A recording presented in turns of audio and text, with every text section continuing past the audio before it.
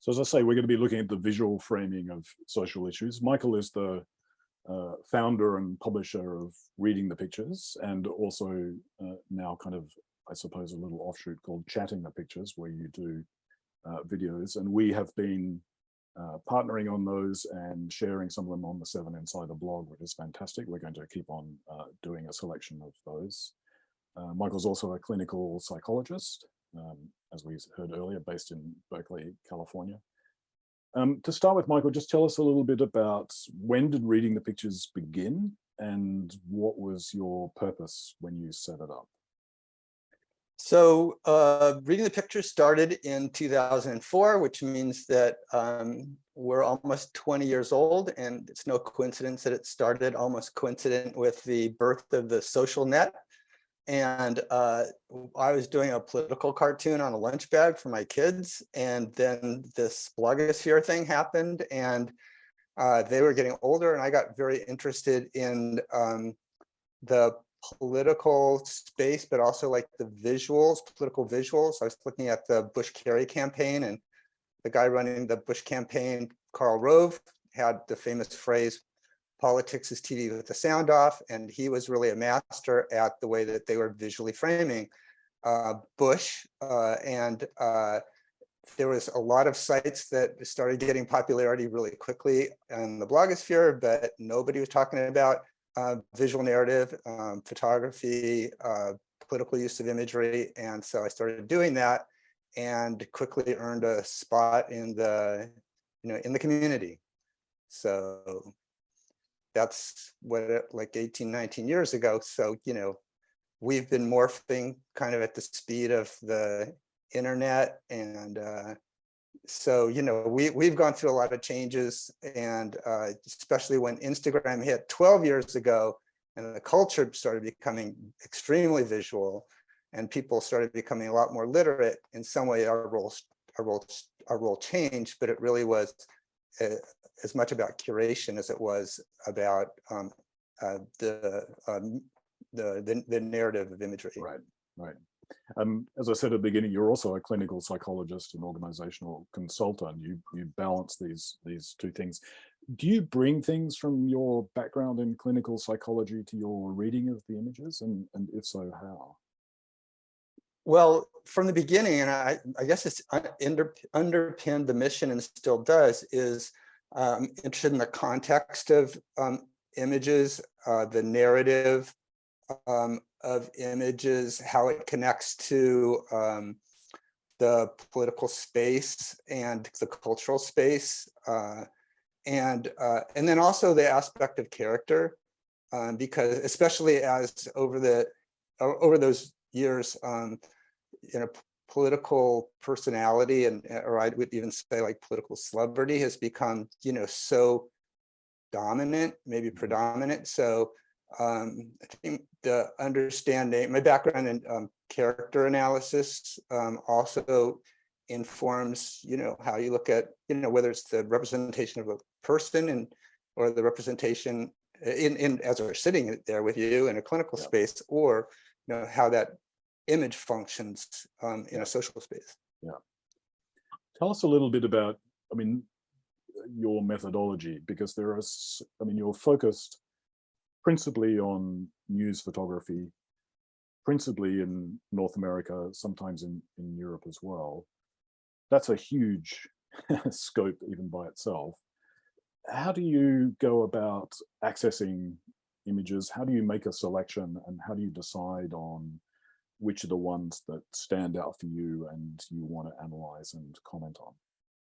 Well, that question probably deserves a different answer every couple of years. So like how back in the day, and let's say whatever 15 years ago, there'd be maybe one photo a month that would kind of break into public consciousness, usually through newspapers. And so then over these years, it's been like maybe one a week to now it's like 3, 4, sometimes 2, 3, 4 a day.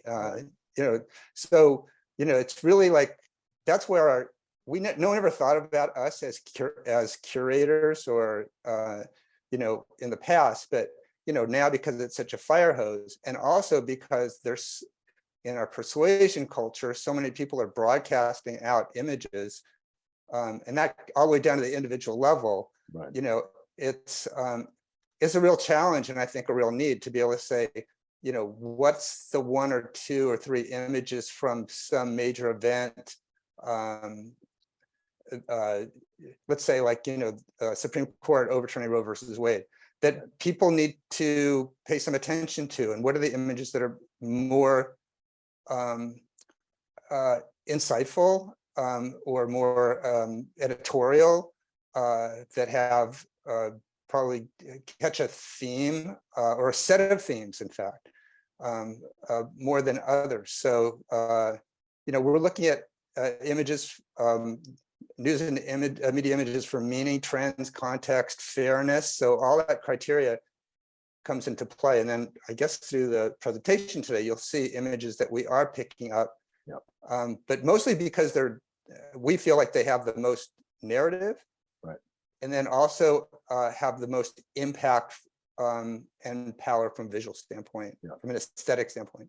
Yeah.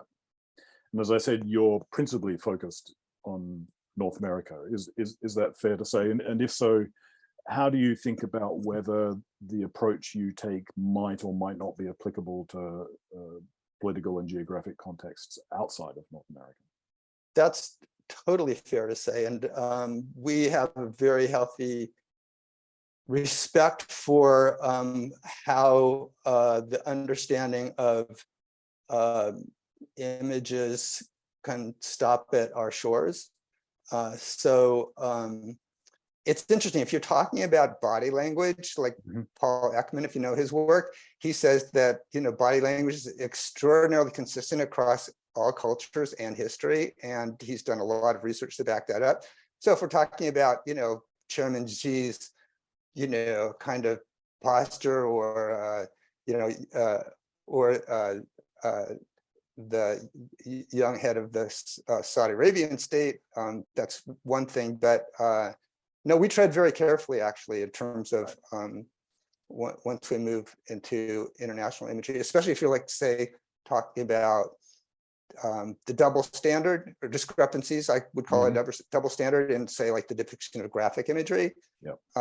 So you have to have a lot of healthy respect and appreciate the the differences there culturally. Yeah. Well, we'll get into some more issues and more questions like that. Why don't you take us through the presentation, because I think that this is what people have come to see, and seeing the images and talking them through will flesh out these issues some more. Absolutely. And I would say that in terms of the title, the presentation probably morphed as I was working on it into visual trends and framing of social issues. Right. So, we'll be looking at artistry, storytelling, focuses on climate. We're very much into climate these days, and looking at beyond the culture war, and if there's time, some key trends in news photography. Great. So let me just share my screen here.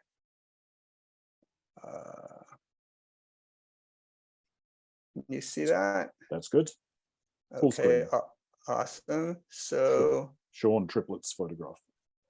Yeah, I got a little ahead of myself. So as our culture is steeped in visuality, news images keep getting more creative and multi-layered. And we at Reading the Pictures really mean that, because we kind of delve into all the layers. And if you watch our Chatting the Pictures videos, we spend 3 minutes going through and deconstructing the images that we're highlighting. So right, this is Sean Triplett's photograph. It shows tornado debris inside the theater the American Legion building in Mayfield, Kentucky in December of 2021. That was the deadliest long track tornado that was ever recorded, killing 66 people and leaving the town in ruins. And it is, I think, a provocative image, a challenging image, as much as it's just a really sensual and sensational image. It's talking about, both like kind of reflects and then straddles the line between entertainment and information. It's like, as much as we're seeing like evidence of the destruction that day, it's also saying that like everything is very mediated now. All the world's a stage. So we did chatting the pictures on this particular photo because of how much it was a commentary on spectacle and spectatorship in this age of both social media and catastrophe.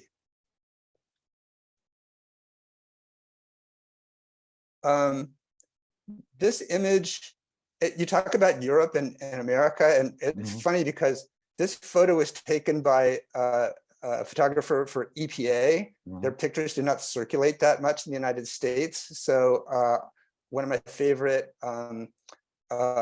photo sources is The Guardian, and their pictures of the week and their photo editing is stellar. And I didn't see this picture anywhere in the States, but the minute I saw it, we're living this time where, of a apocalypse, and especially, and then also denial. And this summer, I guess you could argue, has been a tipping point, but,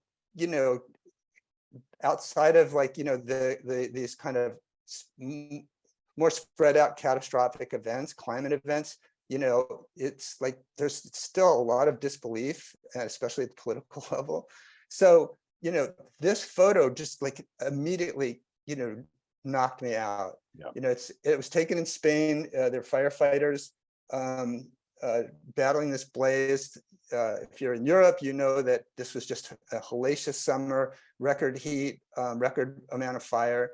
And this really puts our helplessness in perspective and the challenge. Yeah, I was writing, I think it was on Twitter. That's where we're doing most of our posting these days. Is really, you could say this is the climate crisis springing the lock on Pandora's box. Yeah. And Michael, just a technical point. There's a black cursor in the middle of the screen. Is it possible to move that? Thank you so much. Perfect. Thanks. Okay. So, it's also like the stuff of myth, it's this, the viper that nature let loose.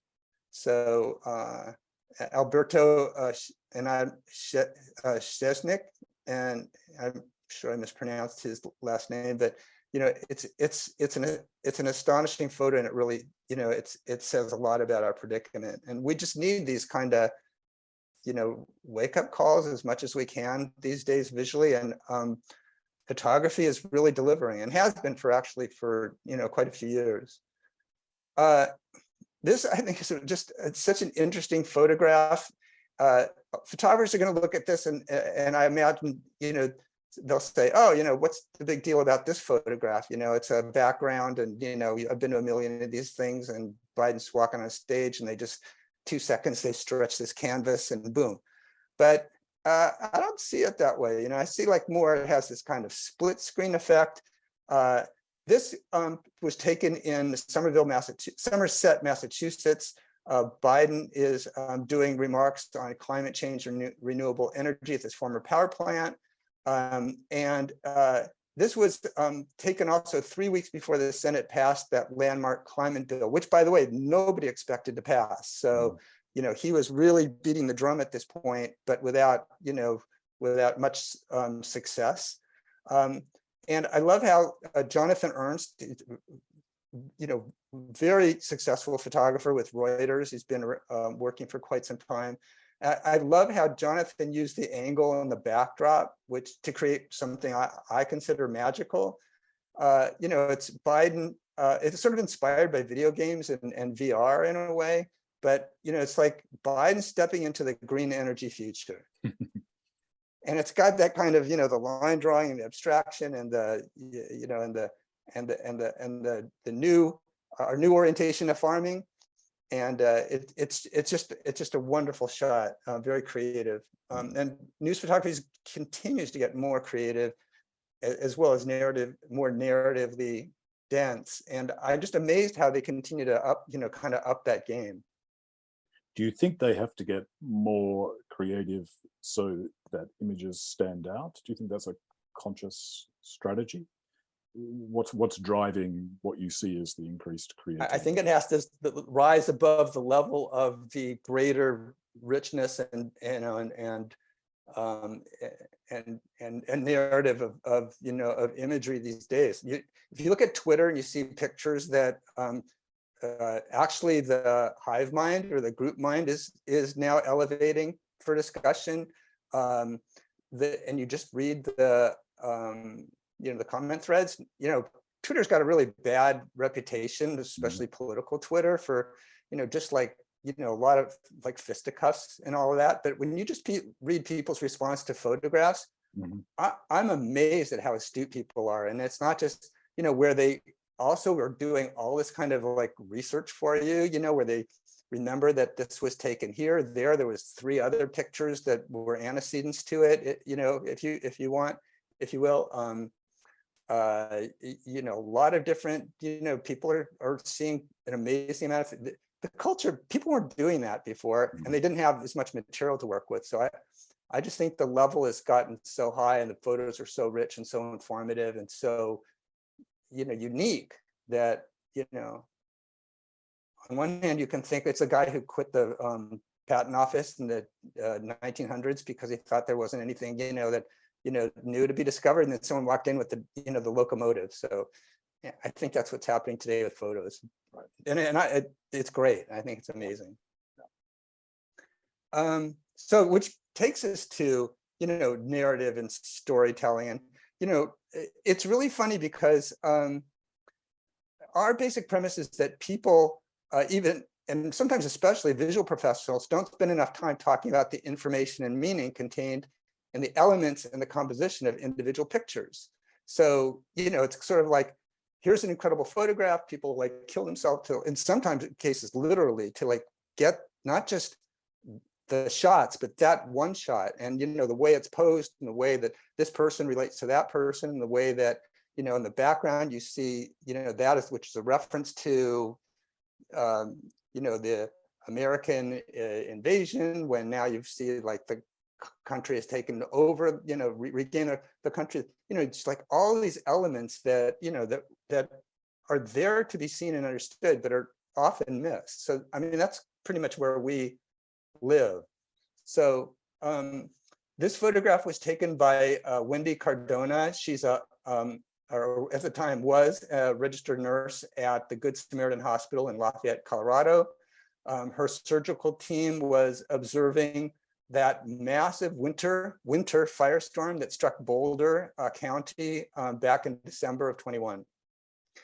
And what was really shocking, again, wake-up call, was how this combination of climate conditions, including drought, very high temperatures, unusually high temperatures for the winter, and very high winds, created this firestorm that not only destroyed over 1,000 structures, but came within 3 blocks of the facility. And another picture that hasn't been seen that widely, actually, I think that it was, she posted it on her Instagram, and then someone picked it up on Reddit, and then some news agencies ran it. But to me, this is, again, this climate crisis red flag when it comes to specifically overdevelopment and the vulnerability of the suburbs.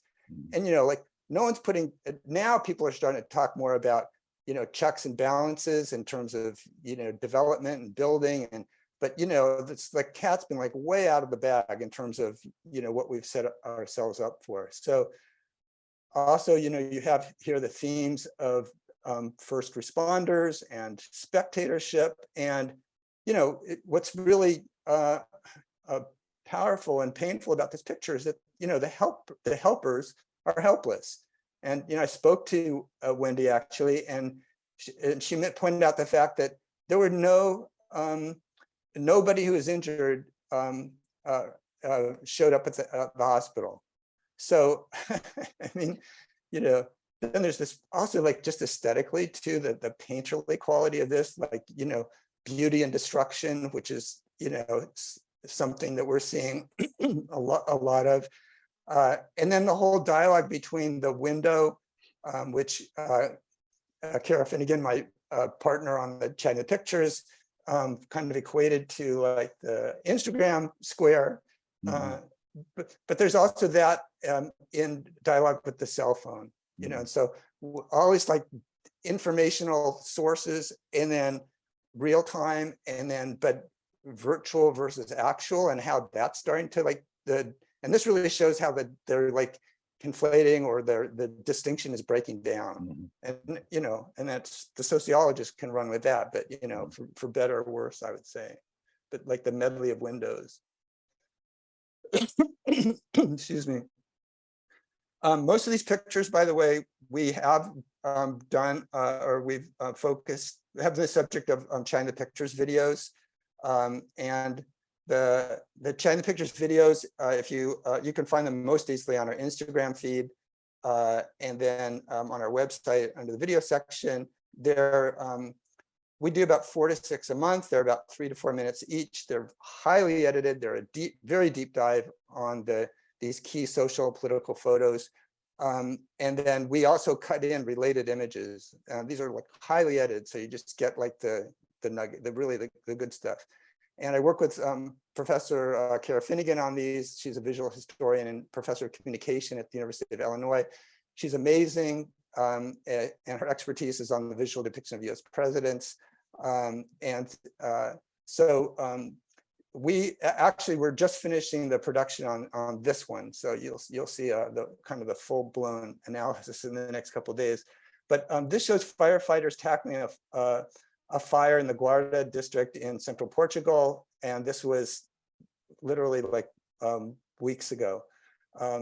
And then, as you know, the fire's been raging throughout the Western Mediterranean since July. And some of the smoke, there is obscuring skyscrapers in Madrid. So it's like the power of this photo, though, lies in the juxtaposition of the smoke and the fire on the left, and then the wind turbine on the right, and then kind of almost the sense of the road like cutting them in half also. So it's kind of like, is it either or, like and then when you look at the firefighters who are not really fighting the fire, but really the way they're posed, they look more like witnesses, or maybe like like kind of, this is beyond us.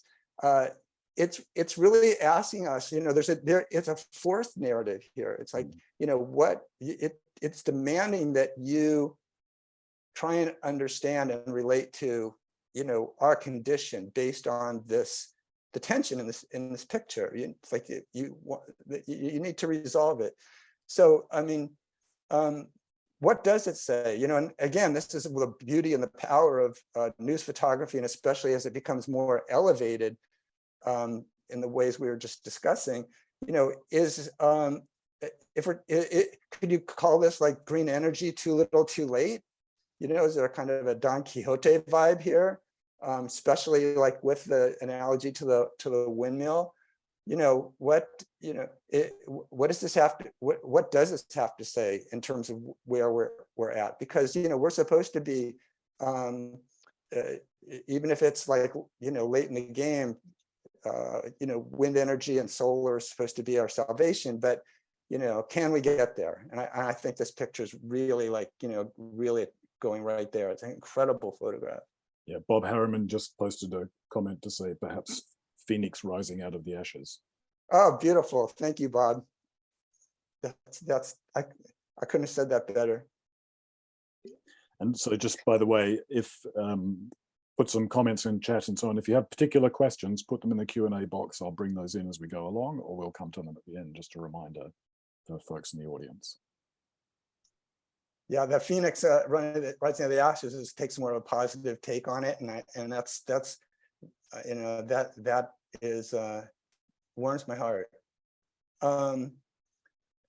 I was really interested in talking to you about this, David, especially because you also have like, kind of, we're talking about two sides of the pond, like I know you're not from England, but you're certainly like, relate very much more closely to the monarchy than we do. Queen Elizabeth dies, and what you get, because she was incredibly savvy her entire life about populism and imagery, you have this. I mean, I've never, when a major event that has like a strong social, a visual component takes place, it's good for like, at the most, maybe 2 days, three days, at least on social. Excuse me. The Queen is going on 5, maybe 6. I mean, wait, hold on 1 second. Well, given the official period of mourning, maybe 10. Oh yeah. I mean, I think this will be certainly. So I'm located in England, as you say. I'm from Australia. That means that I have the Queen twice because she's head of state for both states. Was head of state for both states. Well, yeah. And the television coverage here on the main terrestrial channels is wall to wall the period of mourning and the preparations for the funeral and the public reaction. So yeah, I think this is going to be, it's an historic event, and it's one that will go on much longer than most. And you're talking about like the events that follow, and those are extraordinarily newsworthy. But as much as that is going to be really fascinating, the fact that she pretty much pulled like 3 days of retrospective images. I mean, time covers from this like so much imagery, different imagery, fascinating imagery. So it raised a challenge for photo editors. I think a lot about photo editors and appreciate what they do. And sometimes I'm critical, but it's like amazing work that they do and the skills they bring. And it was like, here you are, the Queen dies. It's the next day, and you're the front page editor at either like the LA Times or the New York Times. And what is the one image from like all the years? What's we can talk about iconicity or whatever, but like, what's the one image you use? I have to say that the fact that the Los Angeles Times and the New York, this does happen sometimes, but not, but the fact that both these organizations chose the exact same photograph was kind of mind-blowing to me. Yes. And then just a little bit of background on the image. By the way, you see the LA Times version is darker, a little more foreboding. Yes.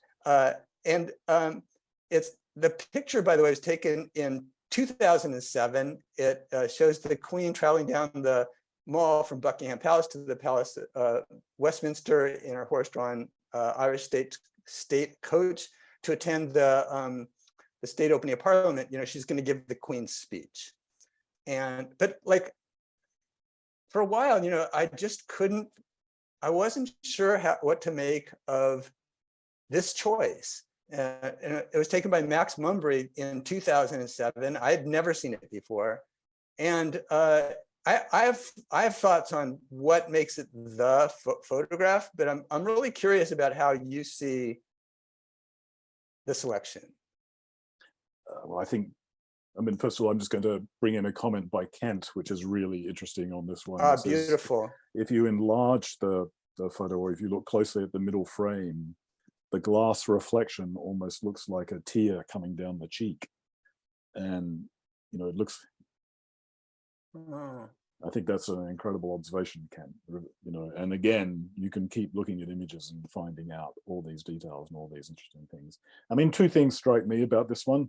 I mean, it's very interesting the LA Times and New York Times picked the same thing. I don't think it's been that prominent in the British media itself. Yes. If you'd looked at the front pages of the British media on the day or the day after, you saw an extraordinary range of different photos from different years, going right back to the 1950s, the 1960s, and so on. And it was Yes. very striking how some papers took what would have been quite nostalgic images of a very young queen and put those on the front page, others more old, and so on. Cecil Beaton photographs were very prominent. He had obviously taken a number of pictures and so on. So it's interesting to me that this did not appear quite so prominently in the UK. I don't know what to make of that between the two countries.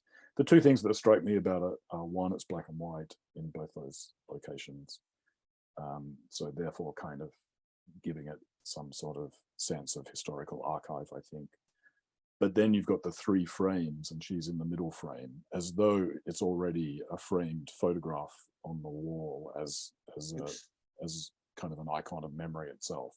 They're the things that would stand out for me.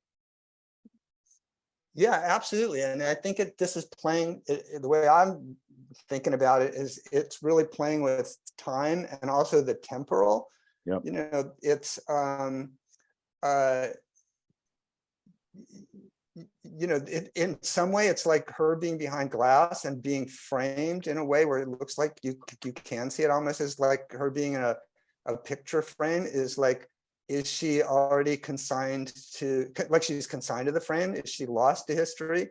Yeah. But also, like, you know, actually as a psychotherapist, a theme that comes up a lot that people don't necessarily give that much credence to is transition and the experience of transition. And because she was such a major figure and almost and ubiquitous and, you know, and so powerful, her death is less like kind of she's here and she's gone than almost like putting her in this kind of, you know, you have to adjust, and especially the English have to adjust to, you know, her loss. So I think that they chose this picture because it's like this liminal kind of experience that it gives. And yes, it's something that the Americans would probably be more, you know, clued into, because like all those cover images the next day in the Times and in the Guardian, and like we're very much Queen Elizabeth in her 20s and her 30s, super nostalgic. Yeah, a couple of interesting observations from folks. Same observation from both Kate and Jane, saying she looks like she's behind bars, a prisoner of duty, or you can see her suffering and imprisoned with her heavy ornamentation. Let's see, Millicent says the image gives off ivory tower vibes, separated from the common folk. Lisa says it shows her intelligence. Andreas says, to me, in the present context, it gives you the vibe the Queen is looking at you, feeling sad she had to pass. That's really sweet. Molly says, makes me think of 1930s film noir. Those are all great. And that's the power of photojournalism too, you know, this subjectivity and how it, you know, it really is not going for one thing, but it's like, you know, it's hitting multiple chords. And that's the great images do that. Yeah, and final one, which I think is, I mean, we could go on, I think, for a long time on this one. But Mel and I think Joe point out religious triptych. Oh, nice, Mel. Yeah. That's great. That's really good. Yeah. Okay, well, we're going to move on also. So climate was a subject of a number of the pictures we already looked at, but these I feel are like really like seminal as well as very powerful. I love this photograph that Justin Sullivan took of the Caldor fire in August 21 near near Lake Tahoe, huge fire. And to me, what this is doing is it says how much, and you know, this wasn't as apparent a couple, you know, maybe a year ago, but and now it is. And so this in some way like really emphasizes that we're well on our way to the breakdown of seasons. And, you know, it's just surreal how, you know, it captures, you know, it's showing us like the ski slope, but here we are like, you know, in this burn and the dryness and also like this otherworldly, like kind of this Martian scape. So that is that leads us to this photograph that's this year by John Locker for the AP. And it's this formerly sunken boat sitting upright in the air in Lake Mead. It's funny, Lake Mead, not funny, but interesting how Lake Mead has become a visual barometer of the climate crisis in the news media, at least here in the United States. Serves all these Western states. It's a critical body of water. It's been going down, down, down. It's really serious situation. And this was before this whole body of pardon the pun, I guess, but body of images showing drought around the world, and then all of these different artifacts being surfacing from the drought. This was the first one that I saw, first photo that really punctuated that. And that we could be saying, looking at this as like a headstone for humanity, a monument to a crisis nobody wants to really deal with. And then it's also interesting that if you look at the people on the boat, and we will zoom in and move around, a photograph. That's really trademark for what we do. And when you do that, or when we did that in the shining pictures that we did on this photograph, you can see that the people on the boat are still pretty much or on the pontoon, they're still pretty much in leisure mode. So it's sort of like, we got that kind of Rome fiddles thing going on here too. I wrote a piece 2 years ago for Columbia Journalism Review about the depiction of the heat dome in the Pacific Northwest and Western Canada, and how images of the heat waves were overwhelmingly illustrated by water play, mostly featuring people are often children frolicking in pools, lakes, and fountains. You can read the article. I'll just show one example that was pretty shocking to me, which is this. I think this was from a Canadian publication, actually, and you can just see the juxtaposition between the headline and the photograph. Hundreds dead as record-breaking heat wave hits Canada, US, and there's a girl in a fountain.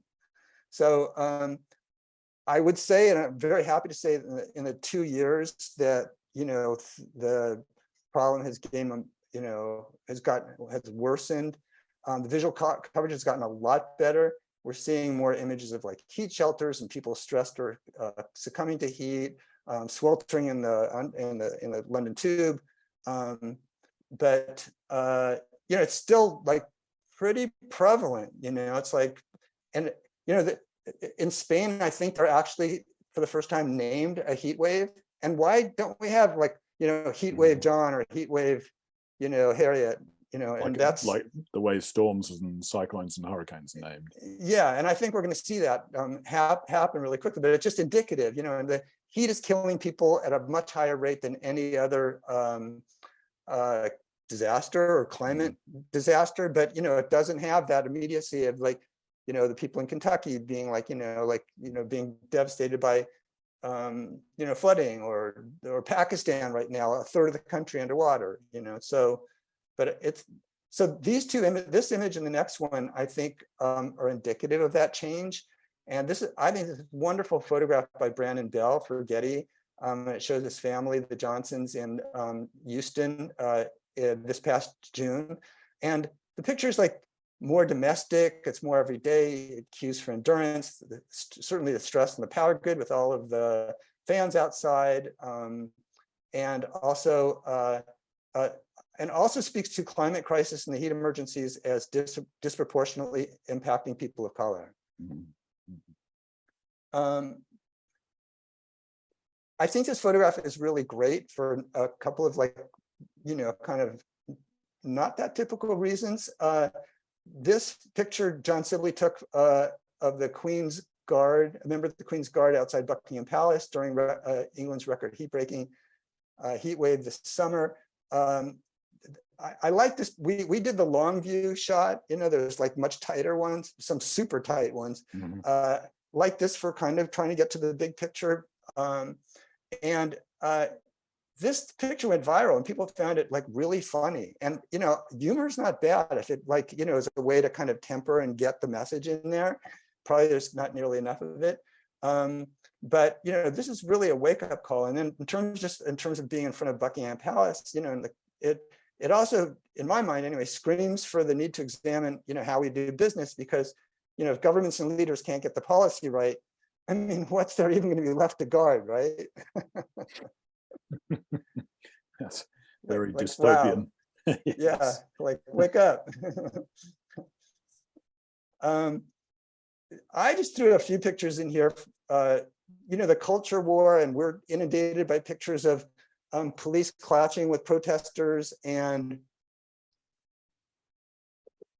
rioting, and people like, you know, the pictures we saw outside the Supreme Court, you know, of pro-life or pro-abortion and anti-abortion. You got to really get the semantics right on this now.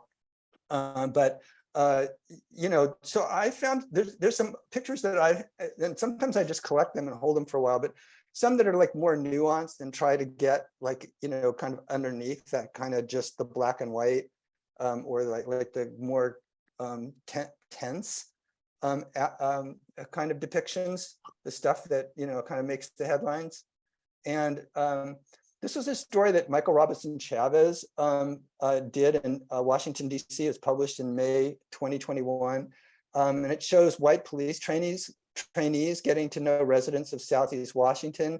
And these are these tours that the police department were doing that were designed to give recruits a better understanding of the city and its culture. And I think that, again, the photos are just, as well as depicting this outreach, they're notable for inverting the familiar tension and power dynamic. So, and the title of the article was great too. It said, DC police recruits are learning about Black history, go-go music, and half smokes. Leaders think it will make them better officers. So, I mean, look at in terms of the height, you know, and who's down below and who's up above. I mean, my goodness. And it's really more like the police are the other. And and then especially with, like, you know, children and the child in the foreground, and how much it's like we're talking about perceptions and formative perceptions. I think it's like a very interesting exercise how much it carries through as these people, like, you know, become, you know, grow in their careers. I don't know, but, you know, it's very powerful just as a model or suggestion. And then here's one more. This is a man popping a wheelie on his motorcycle as he passes in front of these trainees. And the tour was given by neighborhood activists and residents in the Woodland Terrace area. So I think, again, it's like fantastic juxtaposition. This is a really wonderful photograph. I did a talk at Photoville with Tara Pixley 2 years ago. And we were talking about the unique way that women, Black women photojournalists were documenting civil rights protests. And the majority of the photographs that we looked at, and the majority of the photographs that, you know, we were seeing, you know, really sidestep the more typical confrontational protest imageries. And there's more an emphasis on identity and character, empowerment, and intimacy. And this picture by Sarah Beth Maney shows Breonna Noble riding her horse through the streets of downtown Oakland at the start of a George Floyd protest. And, you know, oh my goodness, you know, it just defies historical symbols of oppression, slavery, and the master. You know, it reframes core American and white male symbolism. You know, it's resonating with the new frontier and the rodeo and the 4-H club and Ronald Reagan and everything that's, you know, like kind of been endemic to, you know, kind of legacy and white legacy America. And besides defying urban stereotypes, it's like this extraordinary depiction of stature and power. So incredible image. Yeah. Michael, can you flick back to the photo of the police outside the people's house, the one before that one? Yes. When you sent me the edit for this, I was looking through it. This one just stood out for me. I found this picture so disturbing in so many ways. I thought the idea of a group of police all in flak jackets, all in masks outside, going around looking in. It looks like they're looking into people's houses as though they're in some sort of imperial exhibition of like the zoo. Like the zoo, like, you know, those imperial exhibitions where, quote, African tribes people were brought to Belgium or something to be shown off and inspected. And yet this is an attempt to bring communities closer together. All I see is division and difference. I found a really disturbing image. No, I'm really glad that you took us back, because like I was saying, you know, the intention can be great, but you know, these types of imagery and projects really do cut both ways. I'm kind of interested if you're seeing people in the chat, and what responses you might be seeing in the audience, because these are seminars, you know, in terms of what we do. Yeah. No, I think one saying indeed in response to the comments I was making, and Tony's saying the picture of the guy on the motorcycle shows depth. The boarded windows in the background are certainly part of the story. Yeah, absolutely. Well, it's a really important point, because, you know, again, you know, when you talk about the media, and the media is not, you know, a objective institution, and we're talking about corporate media is the media, and you know, it's hard to know how much, you know, the Washington Post is doing some amazing, it's made an amazing commitment to photojournalism. They're doing a lot of difficult, a lot of work, and you know, but you know, it's really tricky in terms of point of view, and you know, being like, still the media and Tara's work, in fact, you know, it's like looking at, and you worked on that too, you know, where she's doing the analysis of diversity, and you know, in photography and amongst editors, and so a couple of people agreeing about the presence of flak jackets and so on, and Jane pointing out the difference between the flak jacket on the police and kind of the colored sweater on the girl and so on. And if you look, Molly says, if you look even more closely, you see the girl on the ground playing with toys. So she seems unbothered by what's in front of her. So there's all sorts of things going on in that photo. But just from the point of view of, and when I say it's a disturbing picture, I don't mean Chavez, you know, produced a disturbing picture. I mean the scene is disturbing. And then he photographed the disturbing nature of the scene. I just think the idea of I can't get over these police are outdoors wearing masks, and black masks at that. So it's like, what, they expect to catch disease from people that they're seeing in these houses outside, or maybe from each other, and like peak COVID and all of that too, which is kind of interesting in terms of temporally. But sure, there's definitely like you know, these pictures, these kinds of pictures, and it's why we're choosing, you know, these types of images to talk about. Are they are catalysts, you know, to understand, especially this like very difficult time in our history since you know, So Andres has an interesting question. So if we take that reading of being critical and disturbing, if you were a photo editor, I mean, the photo editor decided obviously to publish that in a gallery, and then you've selected it from the gallery. But do you think a photo editor thought about that critical reading? Or if they had thought about that critical reading, would they have still published the image to illustrate that event? It's an impossible thing to answer, because we're talking about decision-making and people's intentions and so on, but just speculate for a second in response to Andres's point. I mean, given our status, we do, like, a lot of people do read us that are in the media and are looking for like kind of the feedback. But so that's a question I probably would ask directly. But I think that in this case, they approached the intentions, you know, honestly. So my assumption is they felt like this was, and if you read the text, by the way, which is also, you know, not only the importance of a caption and a headline, but you know, the text with these more complex issues and complex images is really important. And if you read this article, it goes into great depth in terms of talking about how few of these new recruits were from DC, how a lot of these, mostly white, almost predominantly white new officers have been really kind of sheltered, and and the real impact it had for them to to be touring Southeast Washington with these activists. So but you can get also imbued by that context and the thrust of the article, and not see the greater ramifications of a photograph, especially taken here and in this context singularly, almost 3 years later.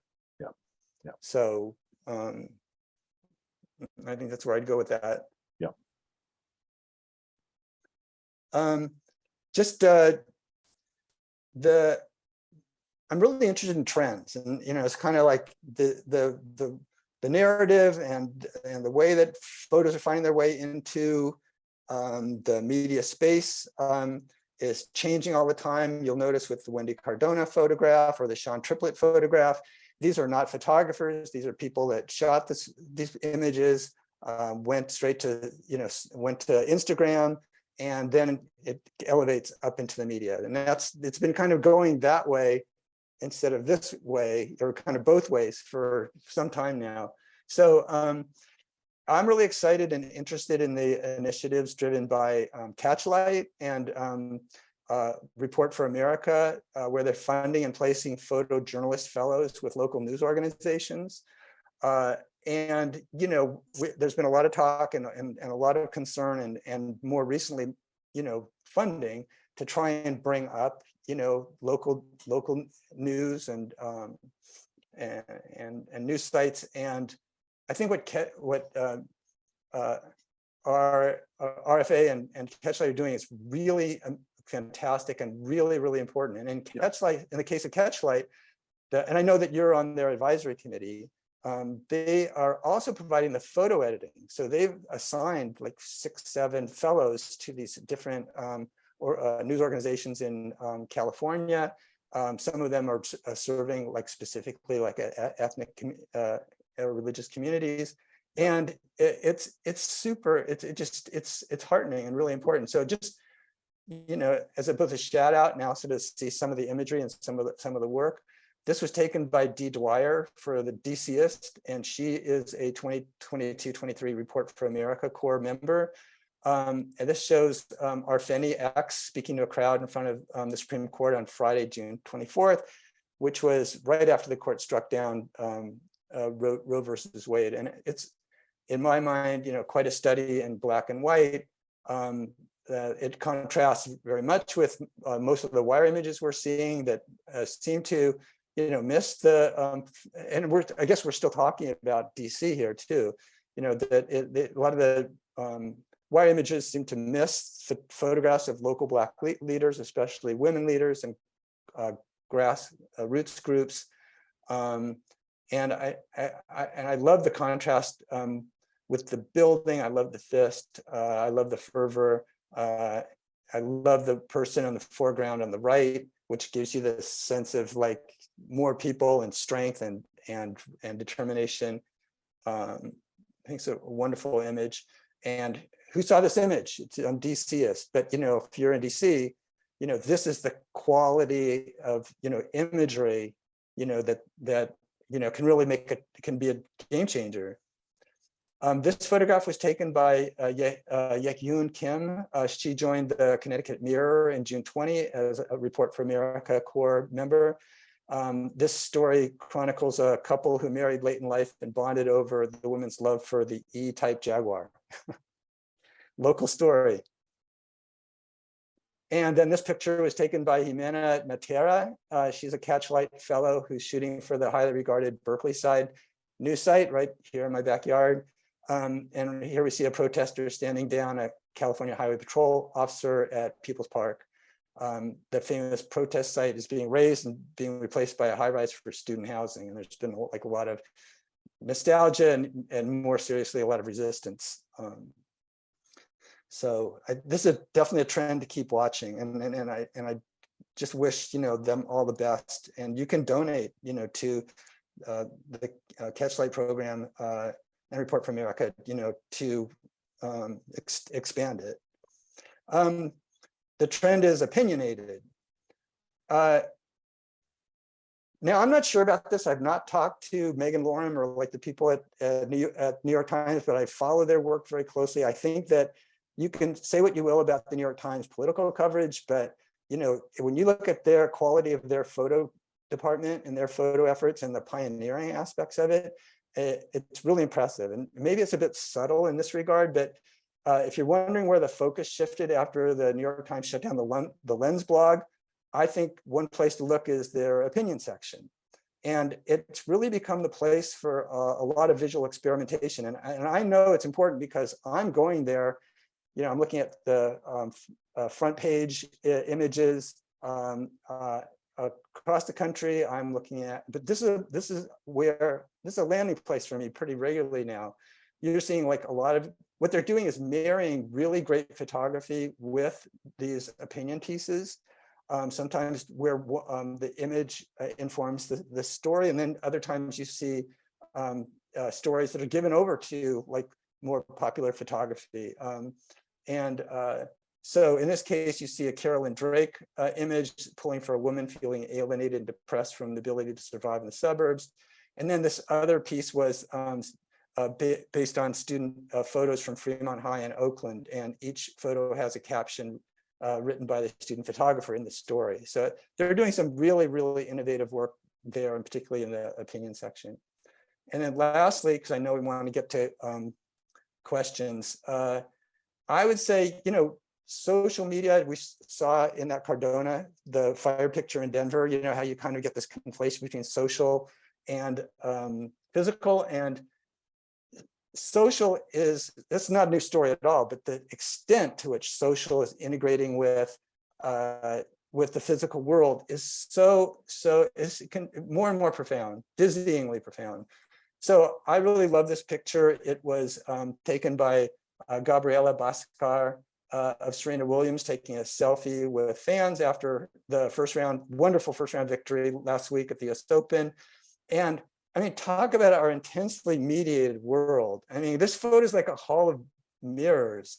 It's like mediation of mediation. You've got the irony of the newspaper, and I believe it's the New York Times sports section as the backdrop for a photo that ran in the New York Times sports section online. I mean, come on, this is like, it's such an amazing commentary. Not only that, if you still like, but just look at it purely on an aesthetic level. Okay, that's a security guy in the foreground, and he's like trying to grab this thing and hold the newspaper dropping down and everything. But, anybody out there play tennis or played tennis before? Because if you didn't know it, or you stuck a racket in that guy's, right hand, that would look like he's doing a serve. Yeah, it'd be sort of. So I mean, you start to see like these layers and dynamics, and then the foreground and the camera there. And, we're so inundated by aerial photography now and drone photography, which is amazing, but we don't think about like the dynamics of something taken from the air. So in fact, this is not a drone picture, not at all. It's the guy standing in the stands, but it's also kind of a commentary on this, because this is how like we're seeing things so much these days. So I just think it's so incredibly brilliant. Yeah. So that's fantastic, Michael. That's been really great tour through that. I mean, you can see by the comments we've had from people and the readings that we've had from people that you've engaged their visual skills and brought out some fascinating points. We've got a couple of questions to look at, and if people want to ask some questions, drop them in the Q&A box, and we'll get to as many as we can. Should I come out of the screen share or leave it, or we'll stay with the let's pictures? Stay with Serena. Okay. There's so much going on in that picture. Question from Leslie, and it kind of ties with a question from Andreas. You've provided fantastic readings, your interpretations, and I'm deliberately going to avoid the word subjective because I don't think that applies. subjective is just about an individual opinion and so on. The sort of reading you give is in relationship to the evidence you see in the photo and the context and the caption and so on. This is not subjective, and also subjective no longer apply. If we question objectivity, we have to question the notion of subjectivity too. So, but nonetheless, you're engaged in kind of deep interpretation of these things, bringing lots of points to your encounter with the image and the various layers in the image and so on. So Leslie asks, do you think photographers are shooting with these deeper thoughts in mind, or are you just seeing a strong visual interpretation, or are the photographers seeing a strong visual interpretation to capture? And she says, is there a risk in analyzing the images too deeply? So are the photographers thinking about these deeper thoughts, or just capturing what they think is a strong visual moment, and any risk to an analysis of the layers? Well, I think that first of all, you've got to talk to different photographers, and I know a lot of them now, and some photographers are really like sages of, and students of culture and the history. I talked to Alan Chin, and you've got like every previous war and leader, and leadership era, but in a photograph. But I think other photographers are more like, they're like poets, and they have this antenna, and they're channeling, all the power and tension and pathos and themes and politics and everything that, if they're on the ground in Bucha or something, that they, that this is all like informing, at a kind of subconscious level, and goes into the image. Yeah, no, I'm really glad actually that we, talked a little bit more about the photograph from Michael Robinson Chavez's photograph in DC, because, these photographs are really a way for us to, they're touching on the tensions, and they're touching on the chords, and I don't feel like we're overreading. I think that I don't think that's a risk, because we do honor that subjectivity, and and a great photograph is going to be broad spectrum, and it's going to like activate people on both sides of, let's say a polarized issue, and and we're here to honor that. I would say that there is, and we started in the political blogosphere, it's like, I would say that we do speak to, at times in the past, I used to talk about like us speaking truth to political power. And I think there are biases in media, and I think there are biases in this country, and they're dire right now. So, to the extent that we get political in our analysis, we're not ashamed about that, as long as we're not, I think, overreading or being too, ideological. There are, there are power differences, and there's, we've got issues like climate that are existential that, people aren't getting after. So, yeah. We will push it that way. Yeah. Question from Jonathan. Any view about still versus moving images? There's lots more video everywhere these days, but sometimes a still image can be more powerful. And we've been looking at still images and so on. Is that because of your judgment about the power of still images? How do you think about that in relationship to moving images? I've always believed in the primacy of the still image. And it was funny because I remember sitting down with Chris Hondros like 20 years ago, and that we hit this wave where video became like, people were evangelizing about video, and it's going to replace this the still, and da da da da da. And Chris was saying, like, do I have to, like, now I have to go out and get a video camera with you? And it is pretty amazing, especially with like all the video that's out there and the way that it's packaged.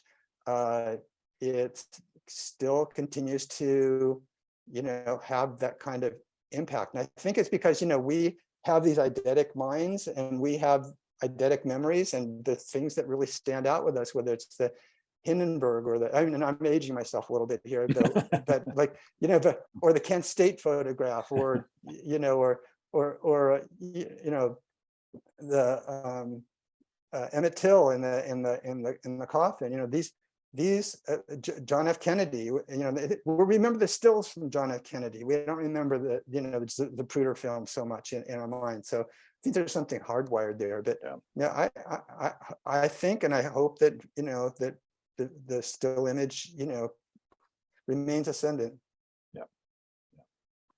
We've got one more question, so there's time. We could squeeze another one in if anyone wants to drop one in. Otherwise, we'll finish with this one from Jane.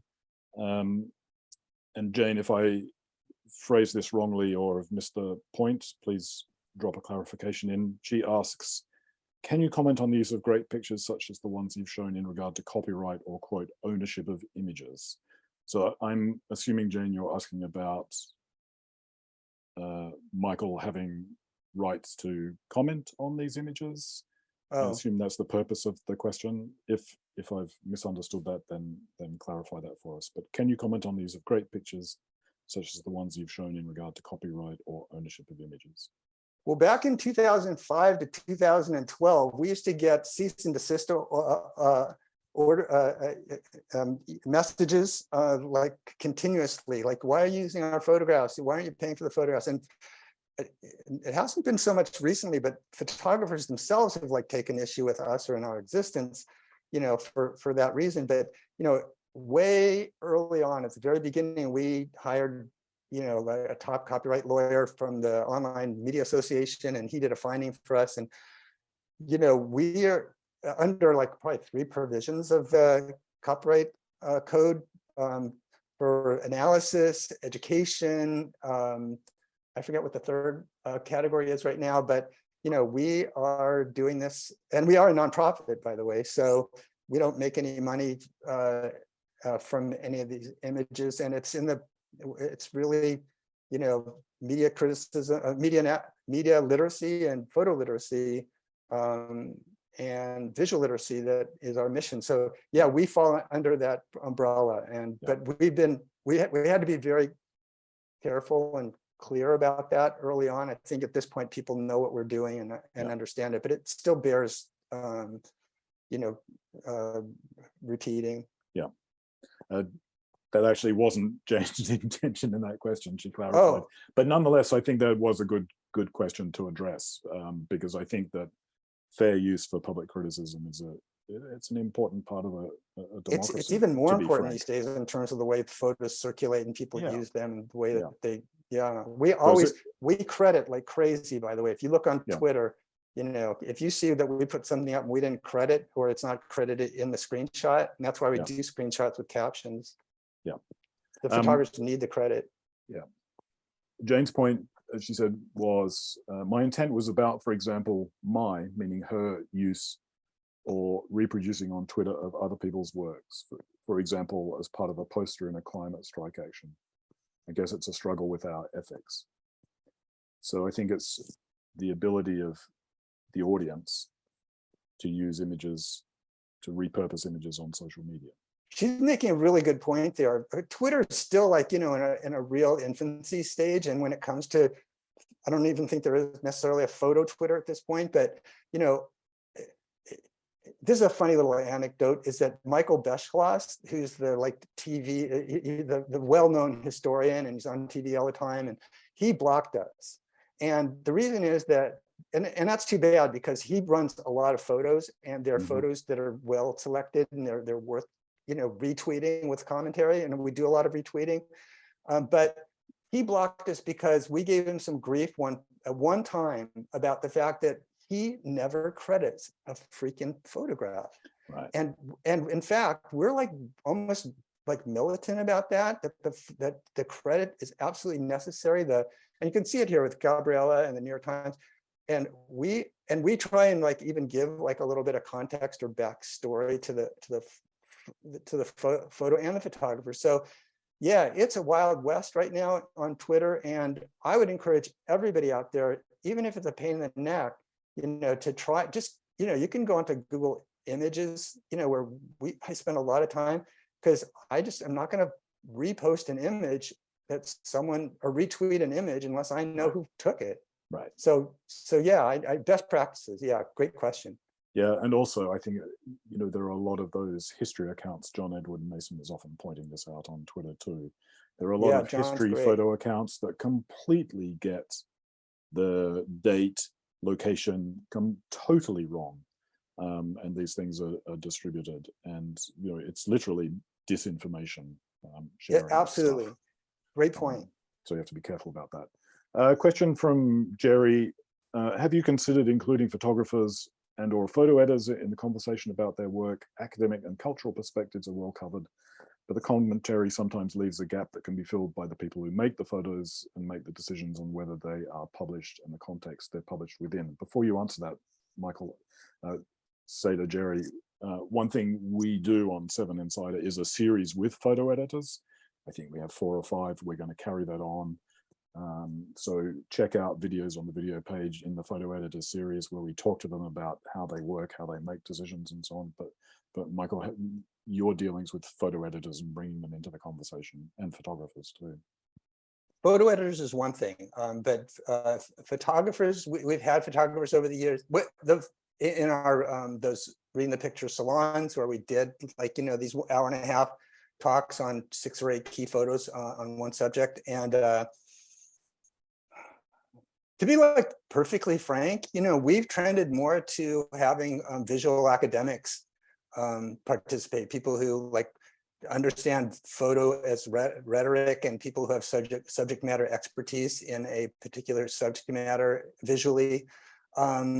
And I think photographers don't necessarily, get into the sociological and anthropological and, and the kind of semiotic and narrative kind of thing that we're about. And if they do, bring it on,